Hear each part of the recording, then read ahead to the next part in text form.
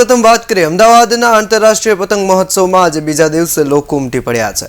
મુખ્યમંત્રી ભૂપેન્દ્ર પટેલે 11 જાન્યુઆરીએ અમદાવાદમાં રિવરફ્રન્ટ પર આયોજિત આંતરરાષ્ટ્રીય પતંગ મહોત્સવનું ઉદ્ઘાટન કર્યું। મુખ્યમંત્રી ભૂપેન્દ્ર પટેલે તિરંગા બલૂનને આકાશમાં ઉડાડી આ પતંગ મહોત્સવનો શુભારંભ કરાવ્યો હતો। અમદાવાદના આંતરરાષ્ટ્રીય પતંગ મહોત્સવમાં આજે બીજો દિવસ અને બીજા દિવસે લોકો ઉમટી પડ્યા તેમજ લોકોએ પતંગ ઉડાડવાની મજા માણી હતી। આંતરરાષ્ટ્રીય પતંગ મહોત્સવ 2025માં 47 દેશોમાંથી 143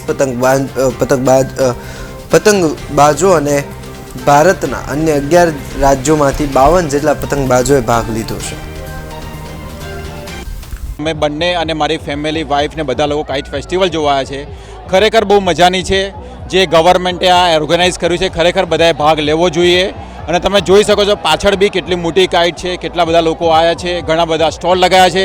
ખરેખર ફૂલ ડે એક હોલ પિકનિક જેવું છે અને રિયલમાં એન્જોયમેન્ટ છે। આઈ વિશ કે એવરી વર્ષ આવી રીતના ને વધારે અમદાવાદમાં થતું રહે। અમે ઘણીવાર દર વર્ષે જોવા આવીએ છીએ પણ આ વર્ષે અમને લાગે છે ખરા વધારે લોકોએ બધું કરેલું છે અરેન્જમેન્ટ ને બધું અને એટલે અમને બહુ મજા આવી છે અને आई विश कि गवर्नमेंट आ રીતે अरेंजमेंट करती रहे। काइट फेस्टिवल बहुत अच्छा है यहाँ पे और व्यवस्था थोड़ी सी कमी है, देखने वालों के लिए थोड़ी सी व्यवस्था ज़्यादा सुदृढ़ करनी चाहिए। गवर्नमेंट ने बहुत अच्छा और गवर्नमेंट ने वैसे बहुत अच्छा प्रोग्राम किया है, इसके लिए जो है गवर्नमेंट को बहुत बहुत धन्यवाद है। हम जयपुर हर साल 2-3 दिन पे आते हैं, पिछले साल भी मकर संक्रांति पे आए थे, इस बार भी आए हैं।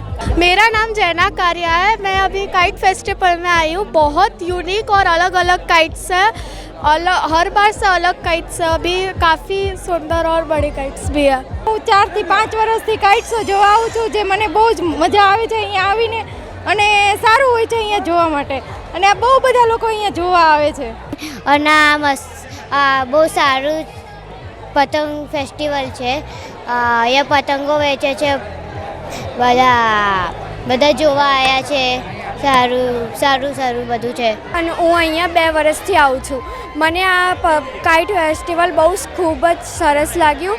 અહીંયા બધા અલગ અલગ કન્ટ્રીથી બધા પતંગ મહોત્સવમાં આવે છે તો બહુ મસ્ત લાગે છે।